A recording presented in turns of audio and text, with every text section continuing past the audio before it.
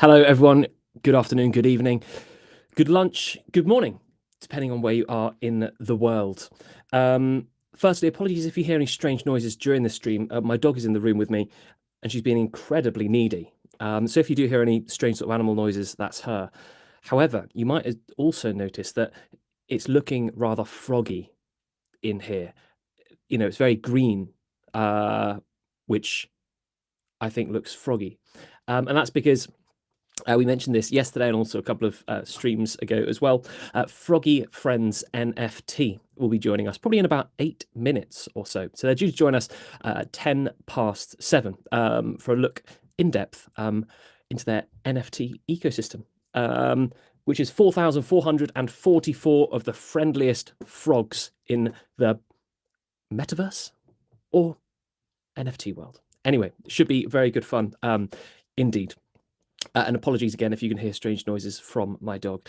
This week, in the whole of the crypto world, sort of a macro look at it, hasn't been that eventful. Obviously, we had Silvergate yesterday / the day before, and the knock-on effects, to an extent, could be being still felt from that. I think other industries, institutions, are perhaps a little bit precarious of who they're investing with.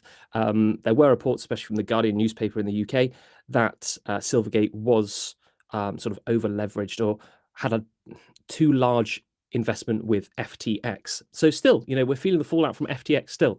And there's probably going to be more casualties from that later down the line as well.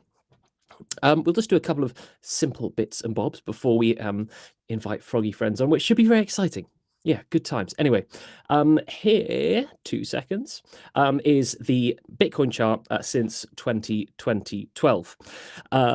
We can see that it sort of goes in cycles to an extent. So I've copied this layout from a number of different posts and information online. So this sort of idea isn't mine, what I've got in front of me, but I thought it's quite interesting anyway. So there's sort of an elongated bull run and then a short bear market, as you can see. So the green, if you've watched this stream before, you'll know that green for me is down and red is up. So red, bull market, green down, red up, green down. A lot of people think sort of now that the bull market, to an extent, you know, could have started. You know, we may have bottomed out. Also, what's quite interesting is the machine learning Lorentzian classification indicators that we've been looking at from the past few streams. They do give quite good signals when to buy and sell during the bull and bear runs. For example, it's given a buy signal right here, hopefully at the start of a bull market, who knows, and also a sell signal at the end of this bull run, and also another one there. Obviously, there are, you know, buys and sells in between as well, but it's quite interesting anyway to see. What we'll look at now is Ethereum on the 4-hour chart. Actually, no, sorry. Quickly switch to 15 minutes for Bitcoin. So yesterday, there was quite a drop, as you can see, with Bitcoin. And our Lorentzian classification machine learning indicator has given us a sell signal as well. And the sell signal actually came through. If we just switch to an even shorter time frame, we'll be able to see where that sell signal came through. Actually, no, we can't, because yeah, it changes every time you change the time frame. Anyway, yeah, there obviously was a drop there, and that's expected because of the recent Silvergate news. So now we're sort of down at 22,500 area or so again. And if we sort of zoom out a little bit, we're still sort of, on a nice upwards trajectory. If we draw a fib channel, which I like to do, I do like fib channels, and try and line that up somewhere. Interesting. Hopefully, we'll go up from here, but, who knows? Anyway, moving on. We're just going to switch quickly to Ethereum for our chart to see how our Lorentzian classification machine learning model is doing. 2 seconds. So 4 hours, and the win rate last time was 84%. And it's gone up to 88% now. So 88% of the time, this machine learning model is correct, which is great to see. And you can see here as well, there's also the sell signal before the big sort of drop. We'll switch the daily view for Ethereum. Sorry about all of that stuff up there. But again, hopefully we can see, a temporary bottom maybe there. Hopefully we've hit the overall bottom for the foreseeable future, but we'll see. Now switching to some on-chain data. Quickly, here we are. So Glassnode. So this is the outflows for all of exchanges. As we can see, as expected, because it's the weekend or a Friday, there's low outflows. So we did look at this, I think, a few streams ago, but every weekend there's low volume, low activity sort of in the trading world. So midweek, especially sort of at the start of the week, and well, on Tuesdays and Thursdays, which is quite interesting. So it's like an M shape. So at the start of the week, it's low, and then it goes highest point, and it goes down a little bit Wednesday, up to where it was on Tuesday for Thursday, and then down again on Friday to Monday's level, if that makes sense. So we can see here, because it's the weekend, the outflows are reasonably low. So yeah, nothing strange there, which is good. If we now, 2 seconds, look at inflow. So inflow can mean, well, if there's a large inflow, it can mean that a sell-off is coming up. It doesn't always, there isn't always a positive correlation there, but often when there's a large inflow into exchanges, it means that a sell-off could be happening because people are putting their tokens and coins on exchanges to sell. However, as we saw in previous streams, hold on, just go back a little bit, it can also mean that people put their tokens and coins on exchanges when a drop has happened, just because, well, fear. And so if we get to a place where there's been huge inflows, for example here, so a very big inflow here, May the 19th, 2021, we can see pretty much that's, the big drop has more or less already happened. And people are piling in their tokens and coins to exchanges to sell, just mainly out of fear. And if we elongate this a little bit as well, there we are. So net inflows and outflows from exchanges, it's a Friday. We can't, there's no really big movements. Obviously, there's been a little drop in the price of Bitcoin, we think because of the Silvergate gate. But overall, things are looking okay. I think it's been a reasonably good week in crypto, for crypto. We've had a very good, lots of discussions on this week's BSC News Live as well. And again, apologies for the little woofs. What I might do quickly is actually just run and put her in the bedroom and shut the door. But, yeah, okay. Yeah, anyway, so yeah, we've had an interesting week on BSC News Live. Yesterday, obviously, we looked in depth at a number of different hardware wallets. So yesterday's stream, which is available on YouTube, just our YouTube sort of URL is /BSC News Live. We looked at the Ledger Nano X, S, and also SafePal. They're very, very, very different pots of tea. They're very different hardware wallets. So if you'd like sort of an in-depth look at those 3 different hardware wallets, you're more than welcome. Yesterday's stream, I think it's sort of towards the end-ish or so. I'm just going to share with you as well quickly the BSC News website. So we have been updating this during the week and made some significant updates to our whole website, and there's more updates to come as well. So we've, to an extent, not fully rebranded, but sort of made it clear that we don't just do BNB chain or, in old terms, BSC or Binance Smart Chain. So we looked at the new logo, which has a number of different chains above it. However, you'll be able to see, different tags for different chains on articles. So, for example, here, the DeFi Maximizer newsletter. For those of you that aren't aware, 2 seconds, I'm just going to add a little QR code on the screen. So, one of the founders of BSC News, called Ben, who's often here with me on the stream, he publishes a newsletter called DeFi Maximizer. He has a bit of a DeFi maxi. So he does a lot of yield farming, and he publishes this newsletter with a lot of tips in. That's available if you just scan the QR code there.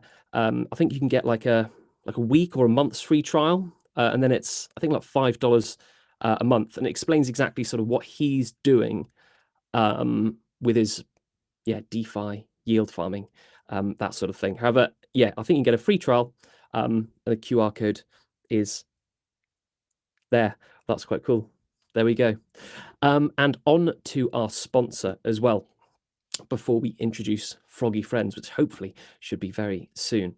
As you're probably aware, if you've watched the stream before, we're sponsored by Bloxroot or Bloxroot Labs, and the main service that they're offering the main demographic that's watching this is largely sort of retail crypto users, and they're offering the Bloxroot BSC Protect RPC URL, which, as you can see, there, is a completely free service, and it's essentially a custom RPC URL currently on the BNB chain, but they are bringing other chains as well that prevents you getting front run, and also prevents you from sandwich attacks. So if you've used a DEX sort of screener, or like if you've looked at sort of live trades come in from a DEX like PooCoin or something, you might see that there's a large buy and sell, or a sell and buy, in between your trade, and that's called front running, or a sandwich attack. So a smart contract, which a person has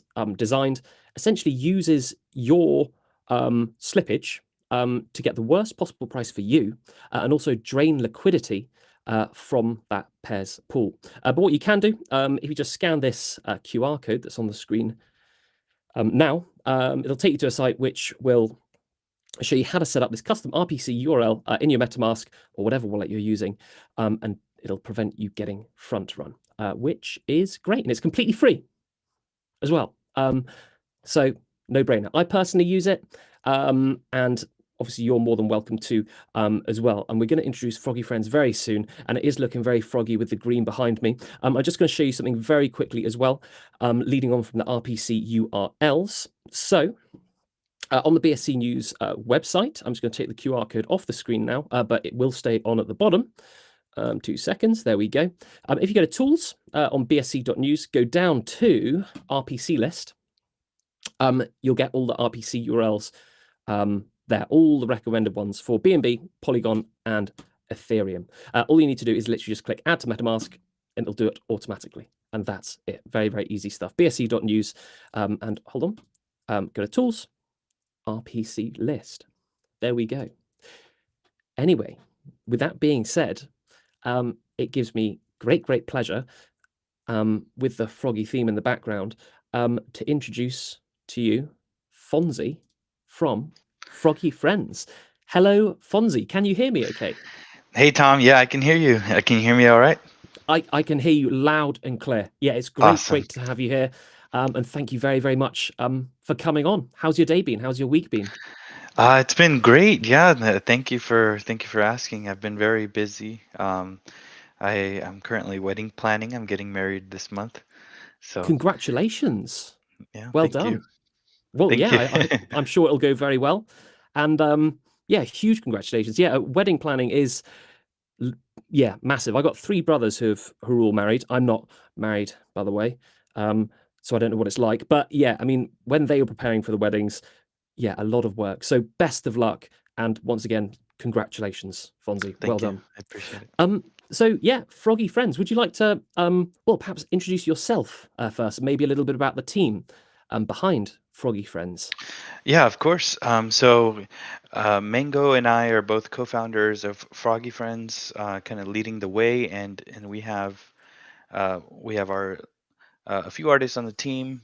So our lead artist, Yummy, he has quite a decorated background. He's a veterinarian surgeon and also an artist, and so he's leading our artist group, creating the illustrations and some of the new traits that we'll discuss in a bit. And then we have a couple of 3D artists, who who have created our 3D frogs and are doing an amazing job. We have other members of the team who are working on collabs and community building, graphic design, and development. And so we have a wide range of skills on our team to help us carry out our vision for Froggy Friends. Fantastic.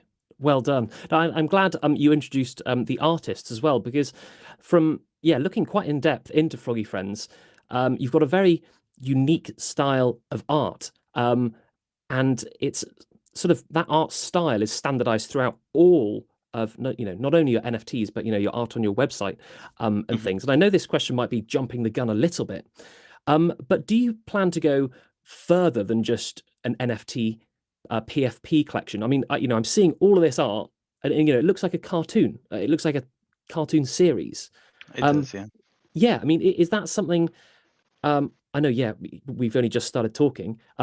But I mean, what sort of further plans have you got for this? Because doing all these huge illustrations, um, it seems not overkill, but brilliant that you're doing it. Yeah, so I think one of the topics that a lot of people talk about is like mass adoption and how to reach mass adoption in this space. And for us, like one of those ways is introducing our character. So like our path towards mass adoption is different from any other NFT projects on the market since we're a cute family friendly brand. So like creating meaningful connections between the brand and our demographic, in my view, is one of the ways that we can facilitate this widespread adoption of NFTs. So introducing Froggy Friends characters in a rich way to homes around the world is a step in the right direction towards accomplishing that goal.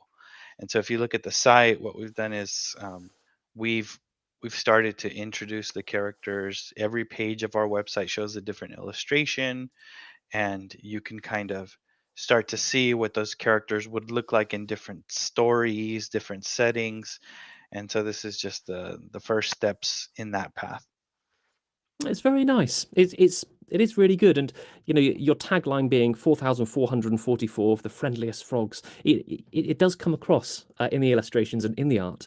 Um, so yeah, thank you. I mean, and now sort of scrolling back a little bit, could you just give us an overview of what Froggy Friends is? Yeah, of course. So Froggy Friends is a family-friendly brand.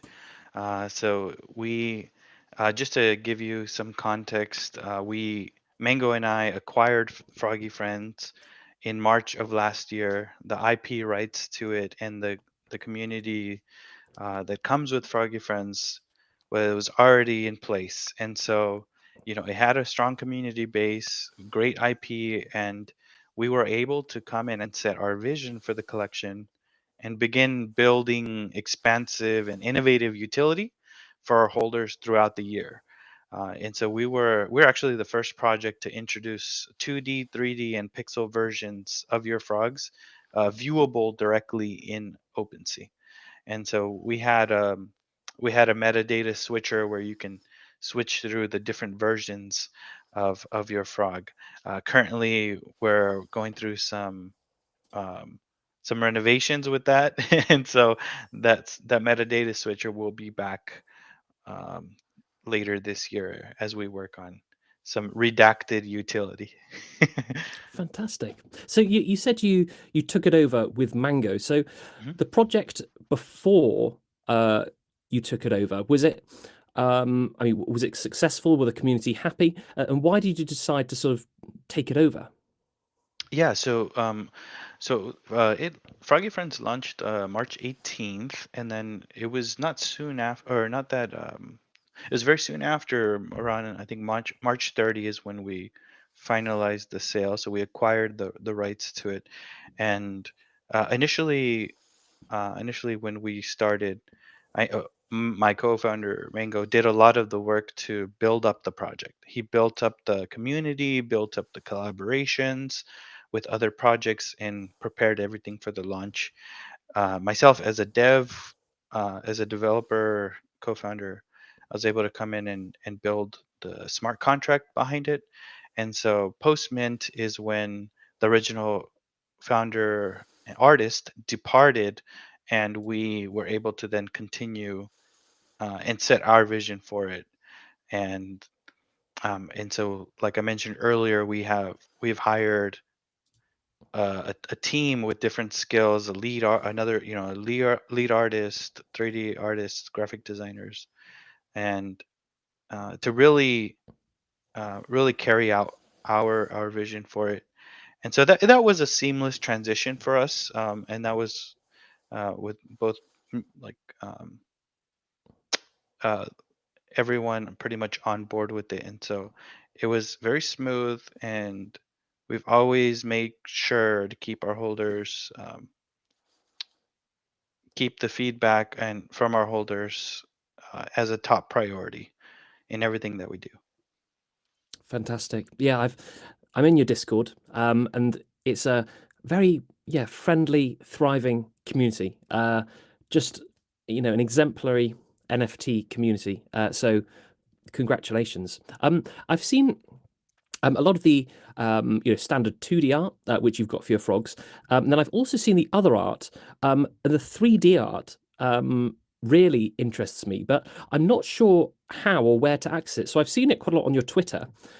So would you be able to tell me, and also perhaps people listening as well, how can I see more of the 3D art and models of Froggy Friends?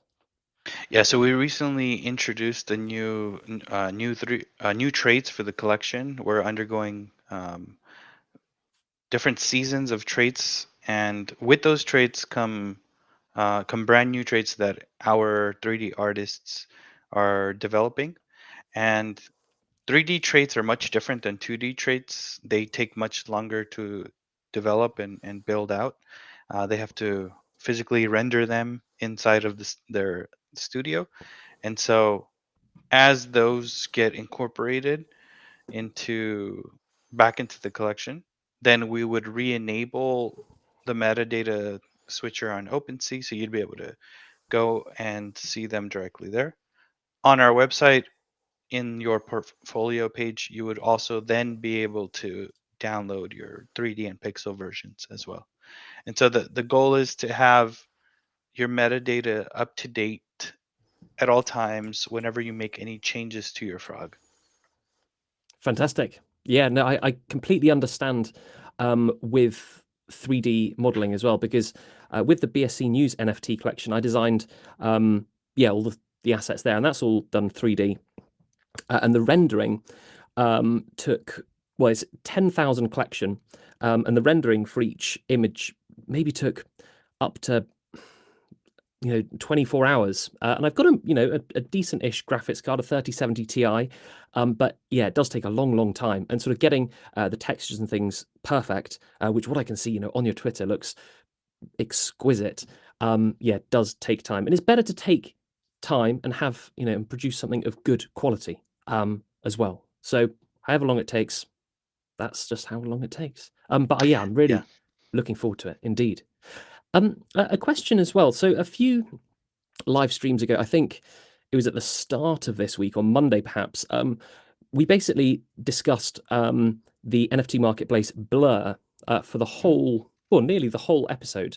And people have very conflicting views on Blur. as well as certain issues surrounding maybe royalties, that sort of thing, and people using NFTs just as a tradable asset, not necessarily to join the community and appreciate the art, that sort of thing. And just because obviously you're very involved in NFTs, do you have an opinion on the platform Blur at all? I think Blur is designed for a specific type of user. If you compare the interfaces across the different markets, so Blur is geared more towards like the pro trader, so they have those tools very similar to like a lot of stock trading platforms, and so that's the way that they've designed their system, and so they've created an incentive system for people to trade using their platform in that way, and so people, we know that people are currently farming for season two airdrops, and so we understand that that part of the market was going to inevitably come. We were going to see competition to OpenSea. We're going to see another marketplace rise. We didn't see OpenSea being the top competitor for too long. Like there's eventually going to be another player. You think of like competing companies in Web two, and Web three is no different. There's going to be an opportunity when you have this amount of revenue coming into the space. People will see that, and they'll have ambitions to compete, and that's natural. That's part of the market dynamics. For us as a brand, I think we're very early, and so a lot of brands, and they rely on royalties as a revenue source. I think this is okay. I think like people, one thing that people talk about is creating additional revenue streams, and I think that's definitely what people are trying to accomplish, but it takes time to get there. And so in the meantime, like the the royalties that come in sustain the projects. And so I know, for at least for us, all of our team members, we don't get paid salaries. We get paid through royalties. And so that's our revenue source, and that allows us to build. And so um, what what has happened as a result of competition in the market has required for a lot of collections to pivot and move towards more ownership of their own smart contracts. And so you're seeing a lot of people migrate. And so we're currently working through our migration plan as well, so that we can adapt to the current times and also give us a little bit more of an opportunity to introduce some innovative utility. And so we're really excited about this because um, we have plans to make the migration um, innovative and engaging for the community. Fantastic. No, that's good to hear. And yeah, obviously you mentioned the external revenue streams and different revenue streams, and obviously a lot of NFT projects are exploring other avenues, so to speak. And if um, I'm sure this probably won't happen, but if all marketplaces were like, we're going to go down the route of optional royalties, in the future, or now, do you have any plans, or are you um, implementing any sources of external revenue streams apart from royalties? We'll just really quickly on that topic. Yeah, The marketplaces, well, okay, so at least for Froggy Friends, we actually have partnered with Snag. They're the makers of the ApeCoin marketplace, and they have helped us build our own Froggy Friends market. And so on there, we have full control over creator fees. We have creator royalties. They have, I believe, they're doing a 0% market fee. So it's a platform for us uh, that we can provide for our holders, while simultaneously ensuring that we can continue receiving royalties. Now, both OpenSea and Blur have stated that if you migrate to a new contract and you use the operator filters, then you can continue receiving the royalties. So there's ways for us to continue receiving our creator royalties, and so we're definitely exploring those and planning for those avenues. So as we make this change, like I mentioned earlier, we'll have more control over our collection and ensure that we continue receiving the royalties regardless of what the other markets do. Fantastic. Thank you very much. No, and I do like the Froggy Friends marketplace. It's very good. Well, thank you very much, Fonzie. Yeah, very interesting stuff. And another thing as well, on your Twitter, and also on various Discord posts and things, you've sort of collaborated with a number of other NFT projects as well. Would you be able to tell us a little bit about maybe any partnerships that you have, collaborations, and that sort of thing? And also, just making you aware, you're more than welcome to share your screen and any sort of resources that you'd like to as well at any time. Yeah, of course. So the collaborations that we've worked on have been primarily centered around our utility for the collection.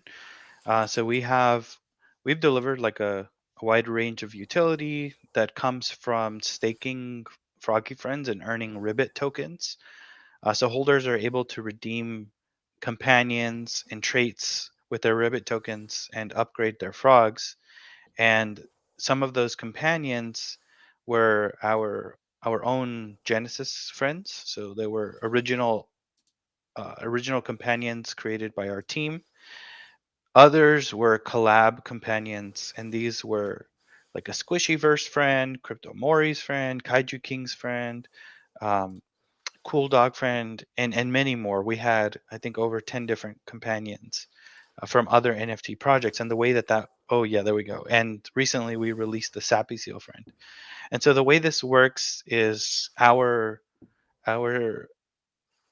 pairing system contract checks ownership, and so it verifies, do you own a Froggy Friend, do you own a Sappy Seal, and if you do, then you're eligible to redeem this Sappy Seal friend on our market with your Ribbit tokens. Then you can go to the Froggy Studio and pair the Sappy Seal friend with your frog. Because I was wondering, what the studio does and is. Because at the moment, hold on, I'll just share the tab. I've been creating my own little Oh frog. yeah, Yeah. yeah. So if I was to have an NFT, a Froggy Friend NFT, would there be more options for me here rather than just make a picture and download it? So there's multiple views to the Froggy Studio. So if you look on the right Oh, hand side, there's yes. pairing, traits, build a frog. So the view that you were on is called build a frog, and what that allows is anybody to come in and customize a frog similar to like the build a bear workshops in real life. And this one is geared towards frogs. So all of those traits on the build a frog view are traits from the original collection when we launched, and also the addition of new traits that we've introduced. And so you can kind of go through here and see, okay, I have a frog. I'm thinking about purchasing this trait, and I wonder what it would look like. So you would go here, uh, put it together, and get a good idea of what that would look like. There we go. Fantastic. I sort of I've got my ledger in my hand and Yeah. the marketplace open on the other tab, and I'm sort of half, about to. I want to buy one so I can do all this stuff. It's a bit of a spur of the moment thing, but I'm going to try it out. I think the pairing as well is really nice. Obviously, that Sappy Seal. Hold on. I'm just going to share it again. It's very cute indeed. And the projects that you've partnered with for this, they all, they complement each other very well. The artwork does, seem to go together very well. And they do look like, great friends. Obviously, you mentioned Ribbit as well. Would you be able to tell us a little bit about Ribbit and how people can earn Ribbit and what Ribbit can be used for? Of course, yeah. So Ribbit is primarily earned through staking your Froggy Friends. So on the portfolio page, like once you purchase your first frog, you go to our website. On the portfolio page, you'd be able to click on that frog and then send it to be staked. When you do that, currently it sends it to our staking contract, so it would be moved from your wallet to the staking wallet, and then you would begin earning, and the clock starts there. You start earning tokens per day based off of your frog's rarity. So if you have a common frog, you earn 20 tokens. If you own all the way to a one of one, you earn somewhere around, I think, 150 tokens per day, and everywhere in between, based off of your frog's rarity. Then you can, like I mentioned, you can redeem companions. You can redeem new traits with those tokens. And so we actually just finished our season 1 of Froggy Traits this past month in February. We had a trait drop every Saturday. We had a total of 4. So we had our ice traits, fork traits, Valentine's traits, and kigurumi traits. Kigurumis being like a Japanese full body suit. And so these were our epic traits that kind of ended the finale of season 1, and people really loved it. They enjoyed seeing the new traits, building them in the Build a Frog studio, and so we've seen some really awesome creations by the community come out. Indeed, yeah. Whilst you've been saying that, which was very interesting, um, I've been getting even more excited because I've just got a frog. I got one, so now I'll be Oh, able to, nice. now I'll be able to try out some things. Gas at the moment on Ethereum, it was $13 for market rate, but it's Ethereum.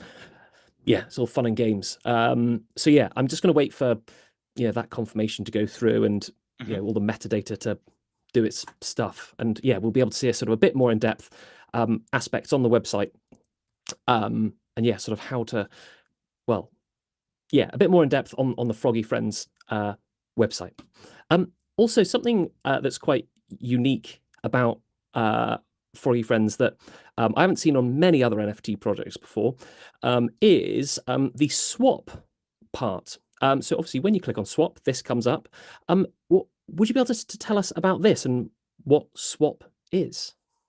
Yes. Of course. So we partnered with Swapbox to provide our holders a peer-to-peer trading platform, and so people can essentially create trade offers within the community for any combination of frogs, traits, companions, and ribbit tokens. And so you can get really creative with it, creating a trade offer. You can go down to the granular level of, let's say, I own a gray frog and I want to trade it for a pink frog. I own a frog with a certain hat and I want to trade it for a frog with another hat. You can say, I want to trade, like all my ribbit tokens for a legendary frog, or I would trade everything that I have in my portfolio for your one of one. Like all of those trades are possible. And so people have been going through and creating trade offers. They Yeah. have a really neat system. We have very close communication with the founders for Snag, the founders for Swapbox. We provide them with feedback from the community, and then they can make adjustments and improvements to their platform through that kind of partnership. And one of the really neat things is, like, for this site, you have a live chat feature. So if you go into any of these trade offers, and if they have bids, you can actually go in and see the chat history. When you Ah, place a bid on one of these offers, it opens up a chat box and you can talk to the person who created it. So you can kind of do some negotiation with the other person and say, you know what, I can't, really offer this. Maybe would you accept this type of offer? And then you can propose your counter trade. And so, fantastic. yeah, we've enjoyed this. I know when this first came out, I basically gave away a frog for free on this. Oh, wow. Um, and so, Yeah. No, it's good. I've just you probably saw there. I've just created an account so I can get into the Froggy swap ecosystem. And some of them are really interesting offers. Obviously, it's not just I'll swap this one for another one at all. One that really stood out. I do like this NFT as well. It's very cute. Um, yeah. One that really stood out was this starter pack. I think this is quite clever. So you get a number of Froggy Friends and 10,000 Ribbit. And obviously, you can put in an offer there. Other people have offered. Oh, yeah, the Kigurumi polar bear and Wink. But yeah, can I see like if the person has um, accepted or declined these offers at all? yeah, so you would go into, you can go back to the previous page, Yep. and then at the top of the page, there's actually a filter where in the middle, there we go. So if you go to Oh, completed, you I can actually see see. every trade that has gone through. So in this case, right, so hat X, this is fine. So this person traded a black hat trait plus 500 ribbit in exchange for this is fine smile. Hmm. And so that combination went through. This person did a rare Kermit um, in exchange for, I'm not quite sure what it says, but they received one bid on there. Yeah, Um, and so you can kind of filter through completed I see. Yeah. and No, it's very interesting. And for example, with this companion here, does that uh, stay permanent for that NFT? So if that person was to sell that NFT, would the companion stay there and sort of, yes. okay. So have you seen that adds value to the It NFTs for resale value? yes, it does. It adds so it adds a premium value to that frog. Because those traits have their own market value, like secondary market value. Yeah. Um, so usually that is added onto the frog. So let's say that trait is zero point zero 0.05 ETH. It would be, people would take that frog and add another zero point zero 0.05 on the sale price, or maybe a little bit more of a premium on top of that. And so we've actually seen frogs that are paired with a companion be sold for much higher.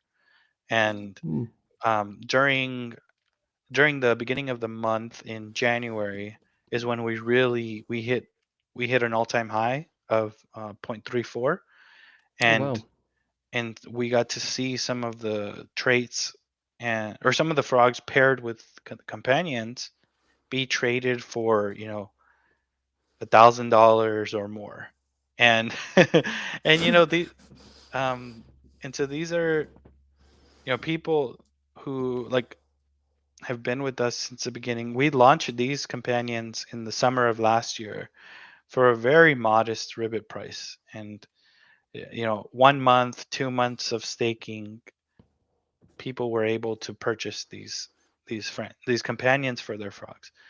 And it does add value. And so we're proud of that. Like people are able to make, you know, people are able to have economic value from the things that we create. And I think that's really powerful.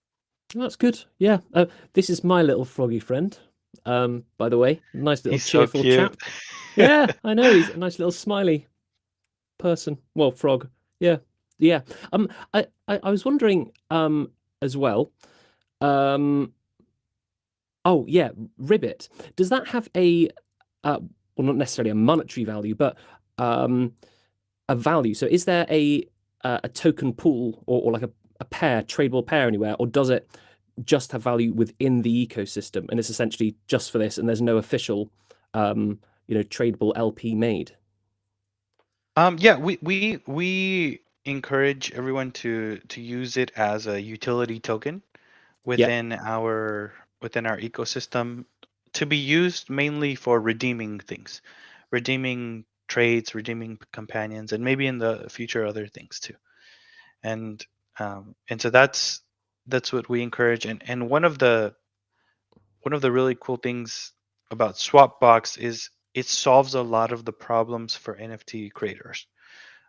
Like we wanted to introduce like th- this peer-to-peer system so people can use their Ribbit tokens in different ways and different trade combinations. And I myself have gotten into trading recently with other founders, other communities, where I traded Froggy Friend for a Quirkies or Quirkling. I traded for a Degen Tunes, and then I negotiate the trades with other people. That kind of expanded my view on trading, and Swapbox just kind of fits naturally with that. And I wanted our community to be able to experience that in a peer-to-peer way. very nice. We'll get on to soon, sort of, well, what I can and should do with my little froggy friend, who is very cute indeed. However, I've got quite a few questions that were given to us from our editorial team. We've pretty much covered all of them just sort of during this discussion. However, there's one that's quite interesting, I think. So I'll just read that out now. So here it is. So even though the NFT market has been nothing short of explosive over the past 2 years or so, NFTs are still a niche market in its infancy. The majority of NFTs today revolve around PFP-based collections owned by a primarily young male millennial demographic. And that's what I think is the interesting part. And in your opinion, what do you think can trigger the widespread adoption of non-fungible tokens, or NFTs, in today's world?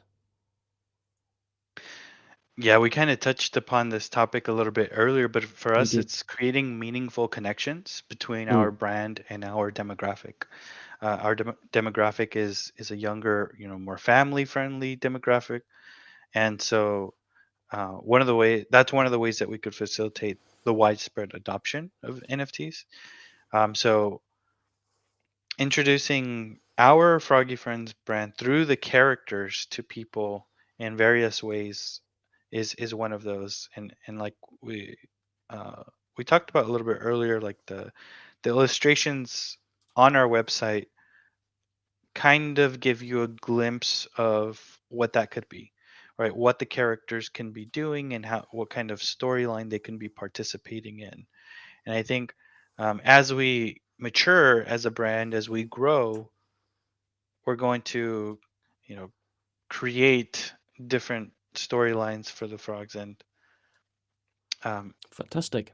include them in different things that we can deliver to households across the world. Amazing. No, that's great. And so I look forward to my little frog, yeah, doing something. Obviously, yeah, you stress that you're a family friendly NFT project company, that sort of thing, which from your website, your community, you really are. So in your opinion, what are you doing differently from other NFT projects, which specifically makes you family friendly? Yeah, I think our I mean it's not um, right now is as we're like growing and we're approaching, by the way, we're approaching our 1 year anniversary in a couple of weeks on March 18th. And so uh, as we grow, we're going to focus on delivering web 2 products. So it could be in the forms of very like, it could be like books, it could be like things along those lines, including our characters. And I think we we're in a really good position, uh, having our lead artist already being a person who has already published books, and so he's created his own storylines and his own characters for his books. Went through the publishing process and has made an impact with his books, and we haven't dived into that yet as a brand, and I think that's something that people are going to be pleasantly surprised with when they find out his background and what he's done. So we're very excited for that. I am too. Well, especially now that I'm part of the frog spawn, or I don't know what to call a collection of, what's the collective noun for frogs, but I'm Yeah, glad we to be like to part. say the pond. Oh, the pond. Well, I'm glad I'm part of the pond, and yeah, I changed all my lights to green. So if I've got this green tinge as well, I don't normally look green. Yeah. Yeah. So obviously I have this, this little froggy friend. So what can I or should I do with him now? Should I stake him and start earning some ribbit, or what could I do? Yeah, so right now you can stake to earn. So you can click on him and then use the claiming feature. Oh, this is the details. So on Oh, here you would actually be able to download the 2D version of your frog in the future. We'll have the 3D and pixel available, and some information about your frog. So like the traits, some tags about your frog's rarity, the status. It's currently unpaired, and then some social links. And then yeah. if you go I back to thought the he was wearing a. portfolio. Oh, sorry. Yeah, carry on. Sorry. Oh, no, I was just gonna say. So if you go through here and like, let's say you spend some more time in the ecosystem and you acquire friends, companions, traits, they would all show up here on this portfolio view. You'd be able to filter through your assets to look around. Amazing. No, it's good. And when I bought this chap as well, I thought he was wearing a cap, but it's a lemon, which It is which a is even lemon. yeah, which is even better than a hat or a cap or anything. So I'm glad he's got a lemon on his head. And yeah, I look forward to well, yeah, getting to know the community a bit more as well, because I've been wanting to change my profile picture that I've had on my sort of Twitter, Discord, everywhere for a long, long time. And this chap just, I think, fits the bill, which is great. I think Um, so too. we've obviously talked about a lot of things in the Froggy Friends ecosystem.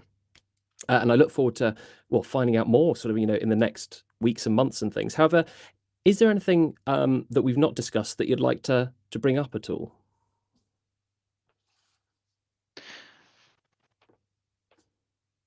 I think we talked about. I think one of the topics that kind of presents an interesting challenge for us, and this is one of the topics about the challenges of Web3, particularly like around like engaging the community and building the community. Um, from the editorial board, I think that is one of the challenges that we've embraced. And so like I mentioned, we have gone through this first season of introducing new traits to the collection and people allowing people to participate. From that, we've received some positive feedback from the community, and people are looking forward to future seasons. They're asking, when is season 2 going to come? Like, when, when is it going to be available? And so we're looking forward to expanding on what we've built so far with our season 1, and for the future seasons throughout the year. We have some really, really adorable traits planned for different holidays and occasions throughout the year.